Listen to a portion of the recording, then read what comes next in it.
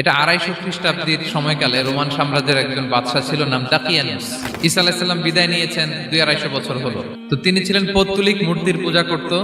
আর তার এলাকায় কেউ যদি ঈসা আলাইহিস সালামের নাম নিত, আখিরাতে বিশ্বাস করত, আল্লাহ বিশ্বাস করত, তাদেরকে তারা পাথর মেরে হত্যা করত। কিন্তু 7 জন যুবক ছিল, তারা স্রোতে গা ভাসিয়ে দেয়নি। তো তারা বলল, আমরা ঈমান বিসর্জন দিব না, যদি আমরা ওদের কথা মেনে নিই আমরা তো মুশরিক হয়ে গেলাম, চলো আমরা এক কাজ করি, আমরা এলাকা ছেড়ে দিই। এই 7 যুবক আল্লাহর উপর ভরসা করে তারা বাড়ি ঘর, আত্মীয় স্বজন সব ছেড়ে দিয়ে, লোকালয় ছেড়ে দূরে একটা পাহাড়ের ভেতরে আশ্রয় নিল। তো তাদের সাথে সাথে একটা কুকুরও যাচ্ছিল। তো তারা ভিতরে গেল, যে প্রচন্ড ক্লান্ত, তারা ঘুমিয়ে পড়লো। এই এক ঘুমে আল্লাহ 309 বছর কাটায় দিলেন। 309 বছর পরে এরা জাগলো। এই 309 বছরের ব্যবধানে এই এলাকার সবাই মুসলিম হয়ে গেছে। একজনকে তারা বললো যে লুকায় লুকায় চাদর মুড়ি দিয়ে কিছু রুটি নিয়ে আসো বাজার থেকে, যাতে তোমাকে না চিনে। কিছু পয়সা ছিল, মুদ্রা দিয়ে দিস। তো সে যে যখন দোকানদারের কাছ থেকে রুটি নিয়েছে আর মুদ্রা দিছে, দোকানদার বলে, এই মুদ্রা কোত্থেকে আসলো? তুমি বর্তমান সময়ের মুদ্রা দাও, এটা দিচ্ছ কেন? বলতে সেটা তো বর্তমান সময়ের মুদ্রা। পরে তাকে ধরে ওই সময়কার রাজার কাছে নিয়ে গেছে। ওই রাজা আবার মুসলিম, সবাই মুসলিম তখন তার কথা শুনে সবাই অবাক। তো এটা মিলানোর জন্য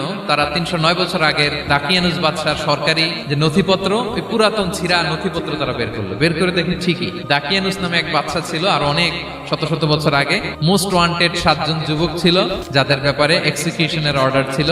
এখন দেখে তারা অবাক। লম্বা ঘটনা আমি শর্ট করে বলতেছি। পরে সবাই মিলে তাকে সহ ওই গুহায় গেল। গুহায় যাওয়ার পরে সে বাকিদেরকে ডাকতে গুহার ভিতরে ঢুকলো। আল্লাহ তাআলা 7 জনকে ওইখানে মৃত্যু দিয়ে দিলেন। চিরকালের জন্য এই 7 জন ঘুমায় পড়লো। আর এলাকাবাসী, রাজা সহ ওইখানে তারা একটা মসজিদ নির্মাণ করলো। This is the story of আসহাবে কাহাফ।